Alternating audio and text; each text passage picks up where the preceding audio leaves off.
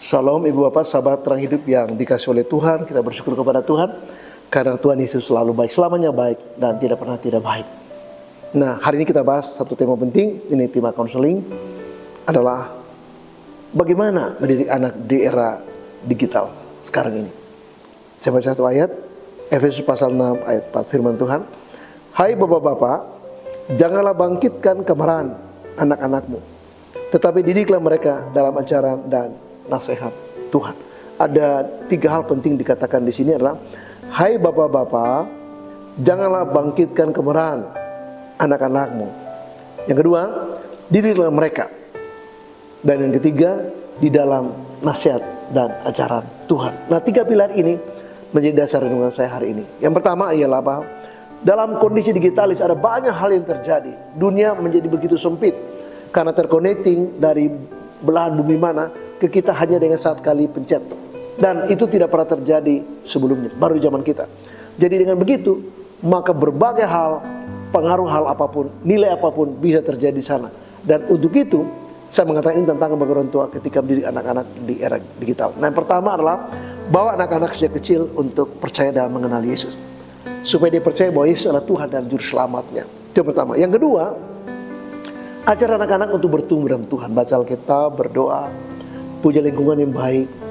Orang tua menjadi teladan bagi anak-anaknya, mengasihi anak-anaknya, menerima tanpa syarat, dan menjadi teman buat anak-anak.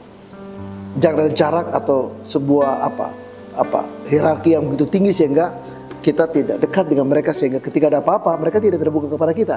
Nah, jadi kita bukan cuma percaya Yesus, tapi ajar anak-anak untuk bertumbuh dalam Tuhan. Nah, untuk itu kita bikin batasan juga buat anak-anak. Boleh main gadget? Boleh Pak Tony, boleh. Tapi kita harus mengimbangi mereka dengan kegiatan yang lain. Baca buku misalnya. Tanamkan anak-anak untuk baca buku. Senang koleksi buku misalnya. Ya, mereka punya kegiatan bersama, bermain di antara keluarga atau liburan keluarga atau apa saja yang menjadi opsi yang lain selain gadget. Kalau enggak mereka pikir bahwa dunia ini adalah gadget. Tidak ada yang menyenangkan selain gadget. Padahal justru ada banyak hal. Kalau keluarga itu bisa belajar kerjasama, mereka bekerja bareng, mereka mengembangkan potensi dari anak-anak dan banyak hal yang baik selain gadget. Dan itu yang harus menjadi batasan. Boleh main gadget, tapi kita harus bawa mereka untuk melihat ada banyak hal yang lain yang bisa dilakukan, yang juga sama menarik, sama indah, dan jauh lebih indah dan sekedar main gadget. Hal yang ketiga ini tentang orang tua mendidik anak di era digital adalah tanamkan nilai-nilai penting, nilai-nilai hidup yang bermakna bagi anak-anak. Yang pertama, ajar mereka untuk apa itu waktu. Gunakan waktu dengan baik.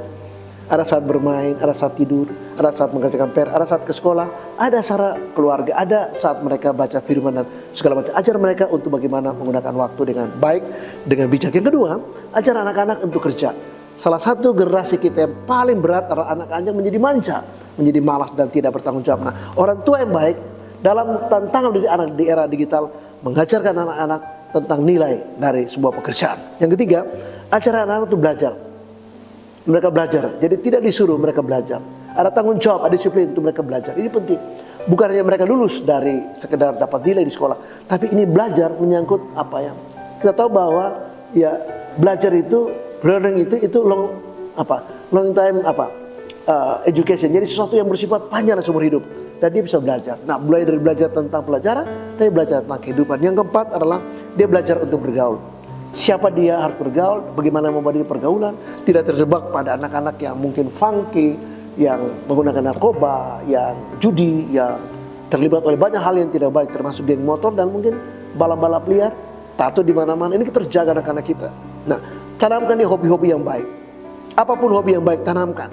Apakah olahraga, apakah musik, apakah menulis, apakah menjadi content creator, apakah dia punya bakat misalnya yang lain, teknik misalnya, atau memasak, atau membuat kue, atau kerajinan dan bla bla bla. Ajarkan anak-anak supaya mereka punya hobi yang baik. Termasuk ajar mereka supaya berprestasi. Nah, prestasi bukan soal nilai, tapi mental. Nilai itu bukan ukuran prestasi, tapi mentalitas. Bagaimana dia menjadi orang yang berprestasi. Ajar anak-anak untuk apa? Untuk mandiri. Nah, ketika anak-anak ditanamkan nilai-nilai ini, menghargai sesama, ya, belajar untuk menggunakan waktu, kerja, belajar, hobi yang baik, membangun prestasi, menjadi skill yang baik, dan semuanya itu Itu menjadi modal buat anak-anak. Dan yang terakhir adalah ya hati-hati. Ini poin keempat, hati-hati dengan nilai-nilai negatif, pornografi, kekerasan, ya, apakah itu verbal abuse, sexual abuse, ya, physical abuse.